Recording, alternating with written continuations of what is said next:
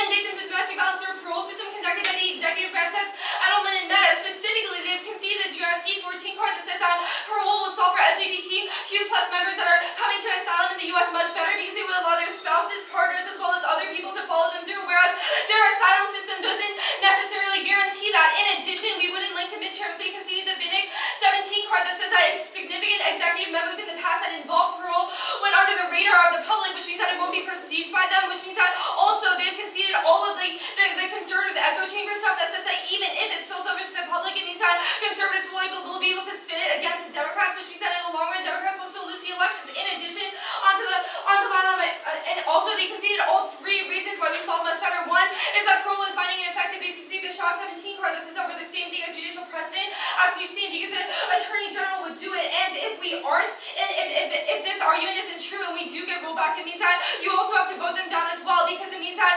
we're the same thing as the type of judicial precedent that they're setting. And two is deportations. They've conceded the Trice card that says that the Attorney General falls for consistency, means that it's more likely to prevent future deportations or rulings, as well as prevent future court deference. In addition, we solve it on a larger scale because the DS98 evidence was conceded that says that the parole can increase over the cap, which means that even if you think that both of us can solve equally, the fact is that we can enter in more people, which means that should be the tiebreaker on the limelight. And they say that the counterplan doesn't work because in the midterms the Dems passed the DACA plan and we selected backlash. But yes, that's the point. And the reason that specific bill went to backlash was because the Democrats in Congress passed it, not the executive, which means that our evidence still answers it. Next, the other argument that they target is that it's not competitive, and it's still, but they concede the argument that it still links to midterms because the asylums are done by congressional exercises, which means that it's still perceived by the public. And two, they concede the Hamilton court that says that dual solvency would mean that it would take out the solvency of the perm because it would lead to overlapping mandates, which would lead to jurisdictional confusion and would lead to bureaucratic lockdown. And the next argument that they said is that Trump would circumvent it. First of all, there's no evidence, and also parole is binding and effective. That was the Shaw 11 card. And next, onto the midterm scene, the DA outweighs intrinsic case because the DA outweighs intrinsic case. They concede the argument that Trump is lashing out in multiple diverging wars a year would mean that millions of people would lose their lives. This conflict with nuclear and accelerates extinction. This term's case because gender violence would periodically increase in these places of instability, which would cause more mass migrations of people going to the U.S. In addition, they concede the Prop 18 card that says that with a Republican majority, even if these immigrants end up coming to the U.S., their lives would be terrible because it means that they don't have access to good health care or good tax systems that will allow them to have a good life in the U.S., which turns all of their value to life arguments. In addition,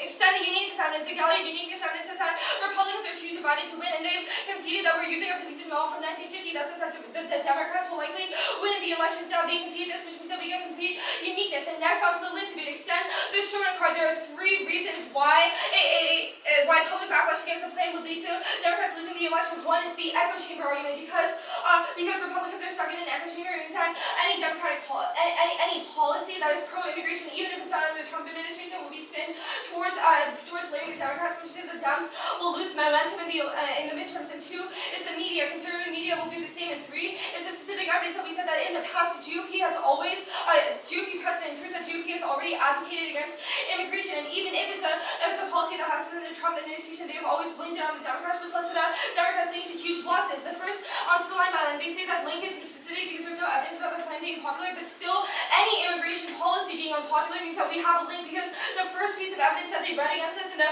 2AC proves that Obama chose not to pass any immigration policy, no matter how small, because he was afraid of congressional backlash and backlash from voters, which proves that any small immigration policy sets a precedent for our link being triggered. And next, they say that we don't swing the moderates, but we do because we don't need to swing moderates, but 60% oppose increase in immigration. 18, more than 60% are likely to voters think that legal immigration levels should be good. 49% responses to that yearly number should be reduced to 250,000 in the future. Next, they say the lynching, but then that's the point. The plan isn't popular. That's why it's going to lead to backlash against the Democrats. Next, on to framing. They have conceded all the evidence that we said that future generations and the fact that you can't ever come back from an existential impact. We said you should always prefer a 1% risk of a dissent leading to extinction or killing more people than the avenues that you prefer. I think life is valued. If you don't have values of life, it means that there's no point in having a great subject to talking about. And they concede all the all-cause evidence, like Trump is putting away asylum seekers to deter others unconstitutionally regarding the verdict, as well as the Greenberg card that show multiple instances of judge circumvention where the definition is ambiguous, which is an additional reason to prefer the counterplan over the plan. And they say ambiguity is good, but they cross-play the Greenberg cards in China 11 that says that ambiguity is what gives judges the power to reject